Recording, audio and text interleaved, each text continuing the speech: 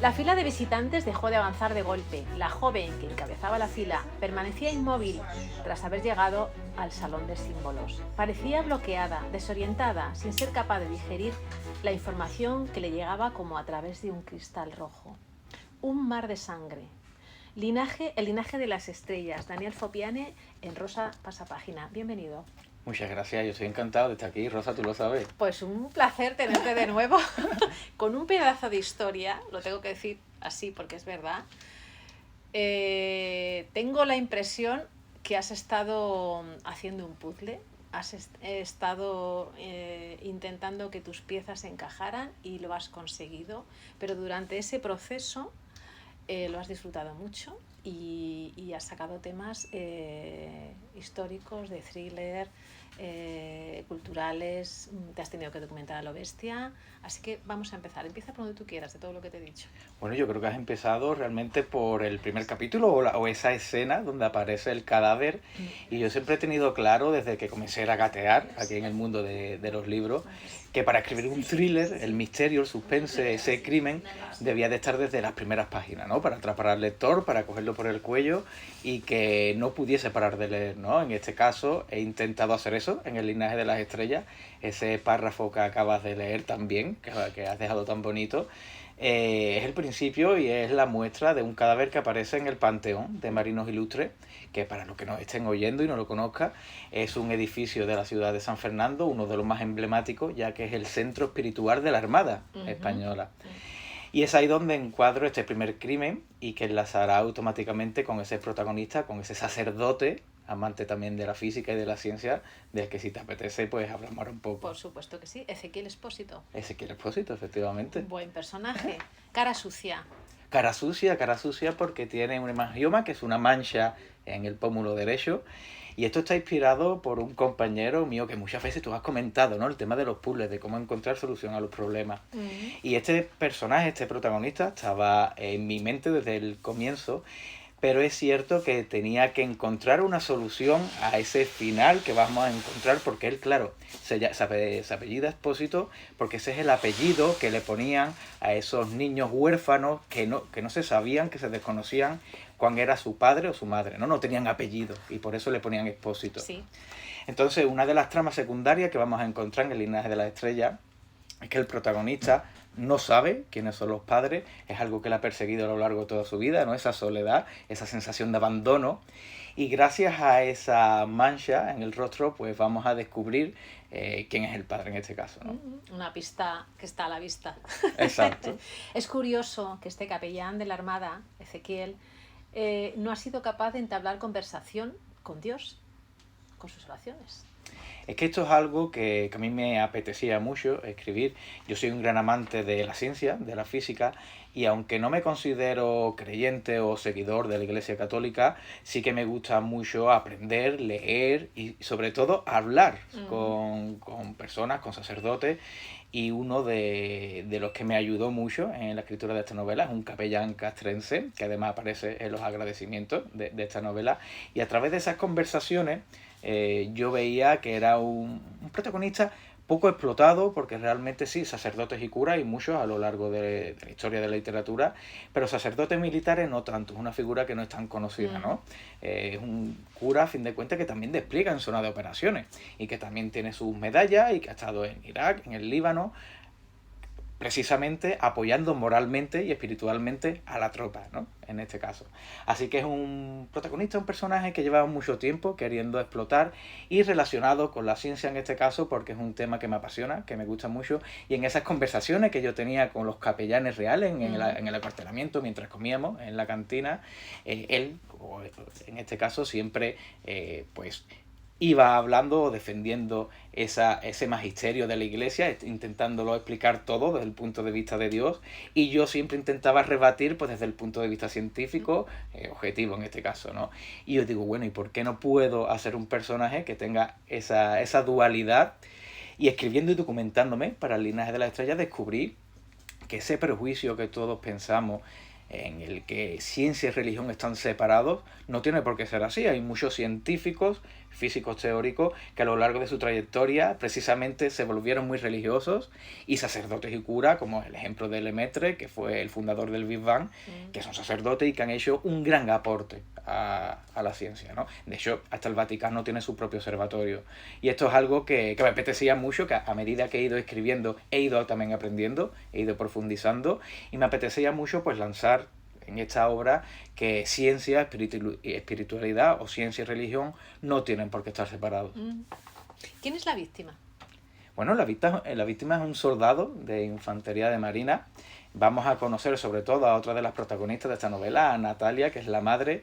Y con esto siempre me gusta aclarar que, claro, uno piensa una madre que ha perdido a un hijo que era soldado, y uno piensa en un soldado y piensa en alguien aguerrido, en alguien ya maduro, adulto. Y yo recuerdo cuando yo ingresé en Infantería Marina, en la Armada, que yo tenía 18 años y yo era un auténtico niño. O sea, yo no tenía yo no sabía ni mirarme la talla de los calzoncillos. O sea, y yo veo ahora mismo que ya me están saliendo canas, como los jóvenes entran ahora en el ejército y entran con cara de niño, y más cuando les rapan, son niños. Son críos, sí. La víctima, en este caso de la novela, es un crío de 18 años que acaba de ingresar en las Fuerzas Armadas, y poco después de llegar a su destino aparece brutalmente descuartizado en ese panteón de marinos ilustres que te comentaba antes.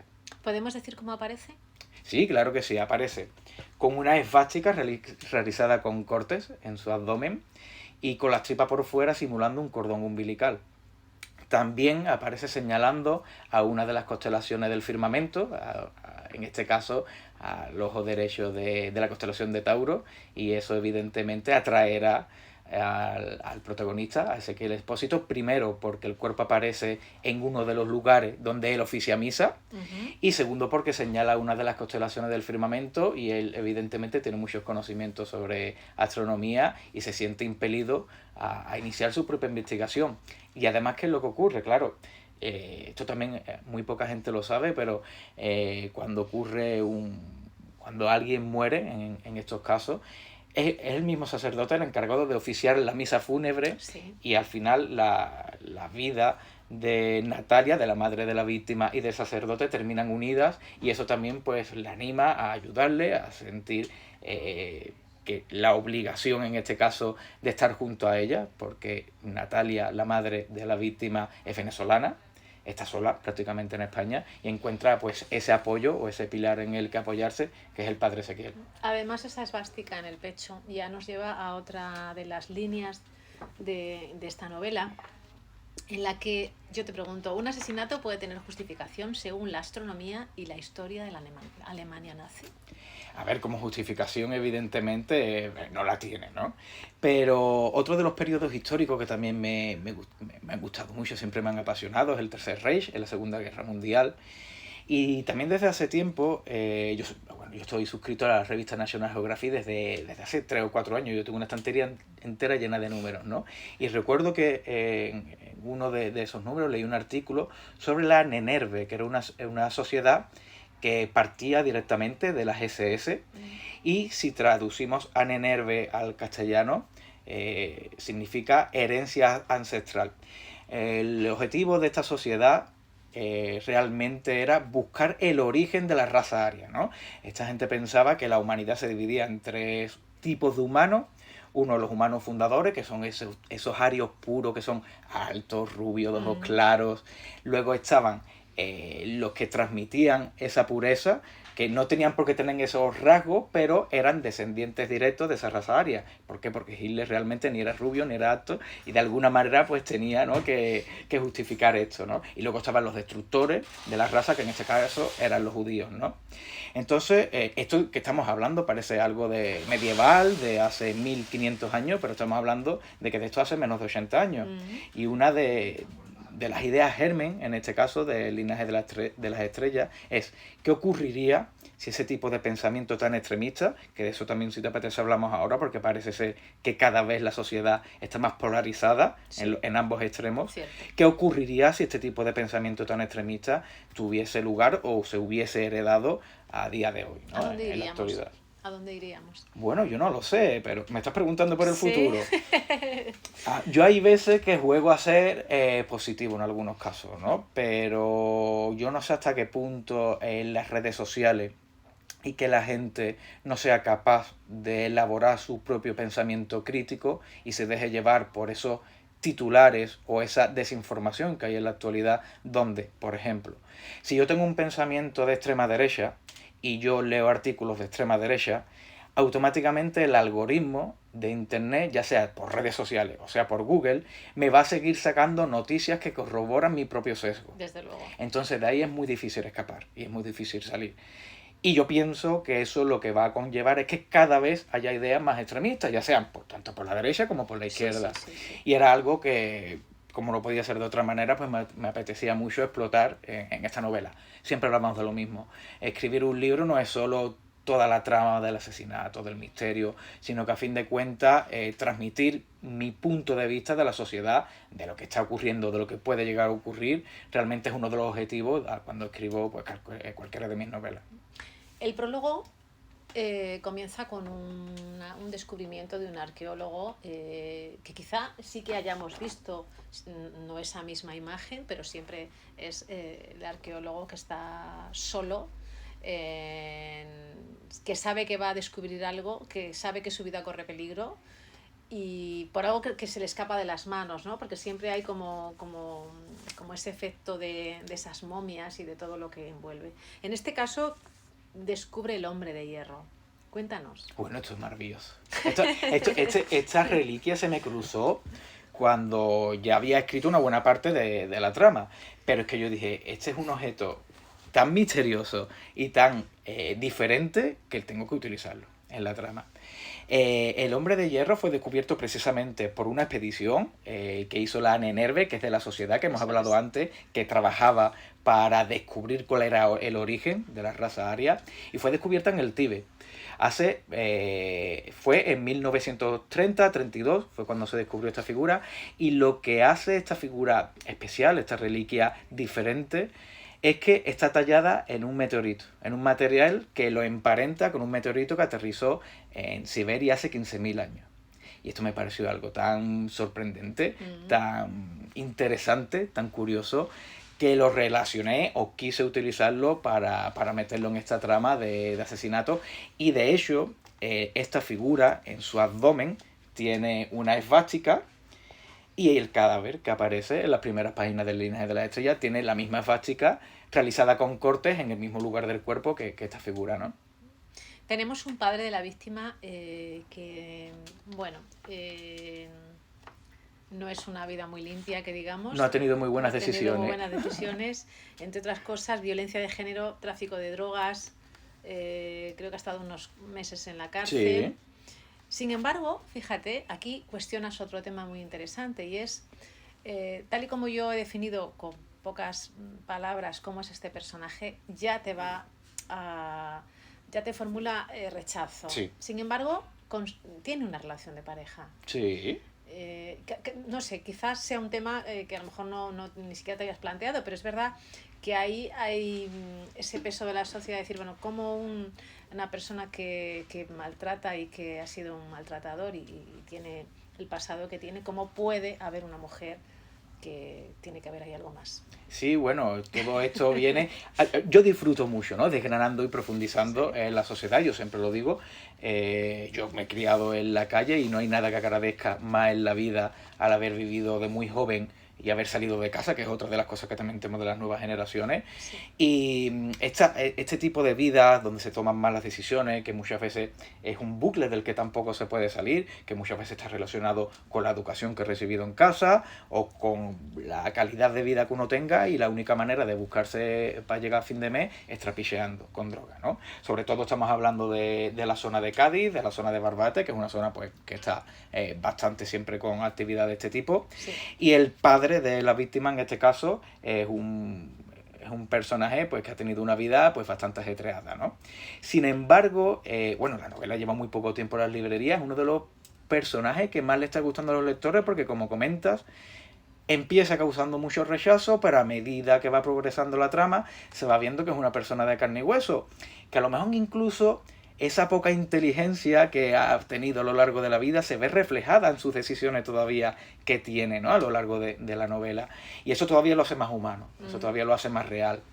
Y yo es un personaje, yo diría que es uno con los que mejor me lo he pasado a la hora de escribir.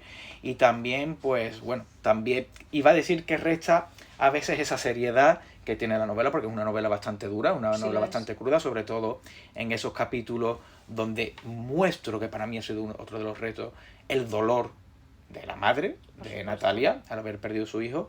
Iba a decir que rompe con esa seriedad absoluta, ¿no? Pero bueno, también es verdad que luego tenemos el personaje de Jesús, de Jesucito, que también le da un toque de humor, ¿no? Con su canal de YouTube. Exacto. Mira, una de las cosas que me ha pasado, Rosa, y esto sí que ha sido totalmente de manera no premeditada, que ni siquiera yo antes de escribir una novela, es cierto que le doy mucha libertad a lo que me va surgiendo a medida que voy escribiendo, pero bueno, yo me hago una estructura y una escaleta antes de empezar a escribir, ¿no? Para no ir totalmente perdido. Pues yo nunca me planteé, y que yo he sentido realmente, que los personajes de esta novela, ya sea el cura, ya sea la madre de la víctima, ya sea el juez, ya sea un militar, todos son dependientes del teléfono y de las redes sociales. Y esto es algo que yo, a medida que iba escribiendo, siempre estaba el teléfono móvil presente. Siempre estaba ahí. Y las redes sociales, en este caso, como YouTube, hablo también de los podcasts, hablo de Jordi Wild.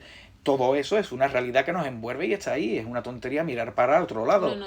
Vamos, a mí me ocurre. Yo ahora que estoy aquí en Madrid, yo me monto en el metro y si yo tengo el móvil guardado en el bolsillo, yo soy el amo y señor del vagón, porque es que está todo el mundo con la cabeza agachada. Cierto. Mirando el teléfono. Y no en un libro como antes. No en un libro. De vez en cuando se ven algunos libros y a uno le sale una sonrisa, ¿no? Pero todo el mundo está atento al teléfono. Has dicho que también es de dolor. No quiero dejar una frase en la que se cuestiona la existencia de Dios cuando permite que asesinen a un hijo. Eso es algo que es palpable, ¿no? Cuando pierdes un hijo, dices, bueno, que Dios permite que se lleven a alguien antes de tiempo. Porque parece que siempre hay un tiempo también para irse. La Iglesia, en este tipo de casos, yo evidentemente no soy sacerdote, no soy cura, pero bueno, he tenido la oportunidad de hablar con muchos de ellos, tanto para la escritura de la novela, como hace muy poco estuve hablando con un científico que dice haber demostrado la existencia de Dios, con evidencia científica, y por norma general lo que suelen defender es que si Dios da libre albedrío, cada uno es libre para actuar de una manera o de otra, y también con el mal, de alguna manera, se da lugar a bendiciones mucho mejores, como pueden ser la piedad, el perdón en este caso. Ellos lo que dicen que el perdón es muy superior al mal y por eso existe el mal, para que exista el perdón. Bueno, hay gente a lo que esto le puede convencer, a otros que no. Estoy convencido que a la madre de la víctima en este caso no le valía esa explicación. Pues el linaje de las estrellas, Daniel, como te decía al principio, ole con esta historia, no va a dejar a nadie indiferente. Hablas de muchos temas muy importantes, muy actuales, y esa raza aria que siempre está ahí, esa pureza y la forma de conseguirla, que no es otra más que eliminar a los inmigrantes. Sí, es así. Bueno, y además esto también de manera inconsciente con mi anterior novela, con El corazón del ahogado, precisamente el tema de la inmigración, lo traté bastante en profundidad, porque bueno, he estado más de 9 años como jefe de los equipos operativos de seguridad de la Armada, he trabajado mucho la inmigración ilegal y de alguna manera, pues mira, de manera a priori inconsciente también lo he trabajado en esta novela y hablo de ello en un par de pasajes como la víctima, a pesar de ser español, porque ha nacido en España, pues en el colegio sufría ese tipo de bullying o ese tipo de presiones, de como tiene un color de piel diferente, como tiene unos rasgos diferentes, como la madre es venezolana, pues sufría este tipo de bullying, ¿no? Cuando antes me ha preguntado por el futuro, yo en este aspecto quiero ser positivo y quiero pensar que cada vez en los colegios o en las edades más tempranas, cada vez se sufre menos este tipo de bullying. Quiero yo pensar, no lo sé. Yo ya no estoy en los colegios. Sin embargo, viene al hilo de lo que hemos comentado antes, en edades adultas, no sé yo si cada vez hay pensamientos más extremistas. Sí. Al final, mira, hace poco estuve hablando con Carlos Bardem y él decía que los nacionalismos, a fin de cuentas, están basados en el odio. Que no hay un orgullo más básico que el de no tener nada de lo que sentirse orgullosos y sentirse orgullosos al final del lugar donde he nacido por suerte, porque igual que he podido nacer aquí, he podido nacer en otro lugar del mundo. Sí. Y a mí cuando me lo dijo, yo asentí con la cabeza porque realmente me parece una reflexión bastante acertada, Sí, ¿no? lo es. Y a fin de cuentas, lo que vamos a encontrar en el linaje de la estrella es una obsesión plena por este tipo de nacionalismo, por un tipo de raza, y al final es lo que marca el eje de la trama. Pues que se adentren ya en las páginas. Un Bueno, placer. el placer siempre es mío, Rosa. Gracias.